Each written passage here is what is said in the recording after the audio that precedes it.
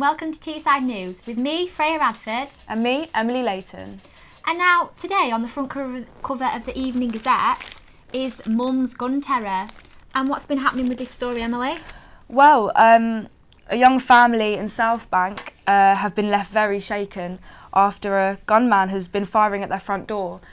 The police believe that it was a targeted attack, but no one's sure as to who did it, why they did it.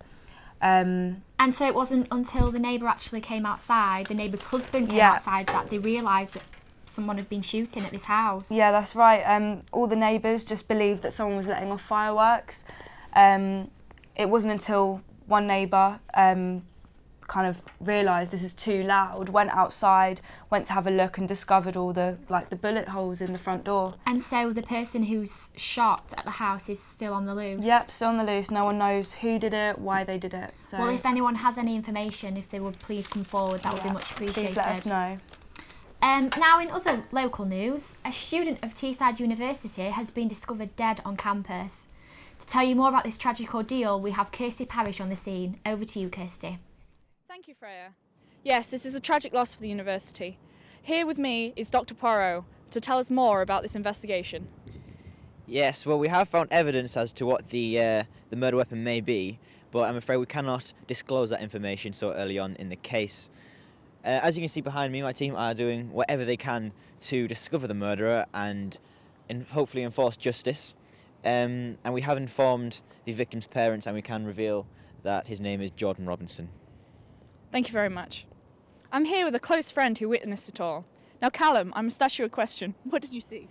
Well, I was browsing the menu at Kapow, and this man, Jordan, got very aggravated. He had too many cheeky PKs, and he started getting aggressive towards this guy from this band. He was a very arrogant person, and he started getting violent towards him, and then it just went to him. As you can see, it's a very sad way to spend Pancake Day.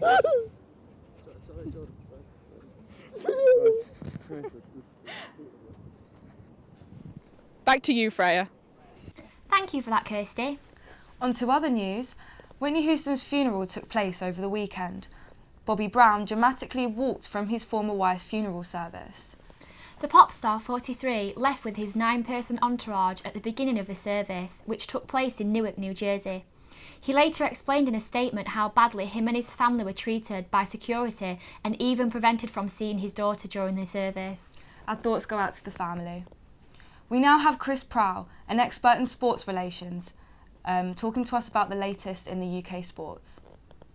British heavyweight Derek Chisora has been released by German police after being quizzed over his brawl with David Hay in a post-match press conference.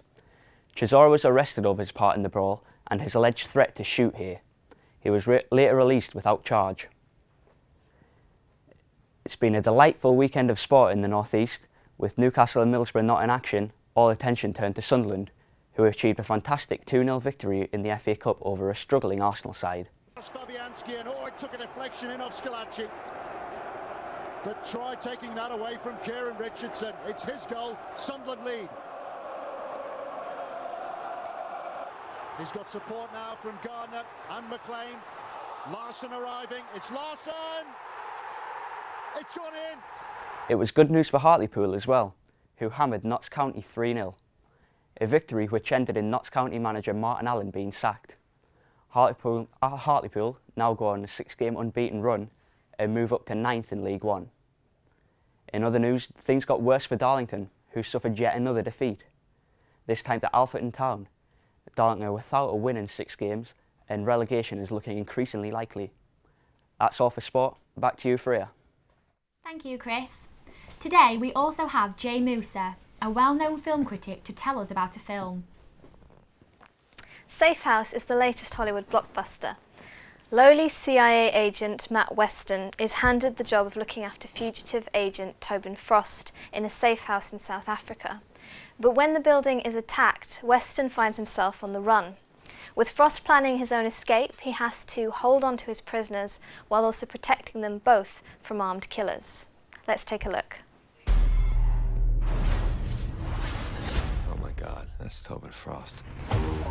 What's a king to a guy? The safe house has been compromised.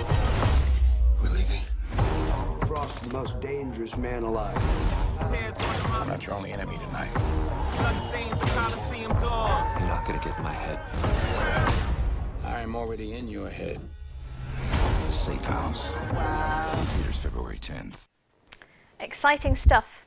Get yourself down to the cinema as soon as possible. Thank you, Jay. We now go to Stephen for the weather. Hello and welcome to the weekend weather with me, Stephen Lewin. In the east, it'll be raining where I'll be taking care of my kids for the one allotted weekend of the month. In the west, where my ex-wife will be driving around in the convertible that I used to own with a new 21-year-old boyfriend, it'll be all sunny. And in the south, it'll be clouded over where my ex-wife met her boyfriend Federico. And everybody have a nice day. I hope you have a better day than my pigeon friend. Thank you. That's all we have time for today. See you next time. Bye.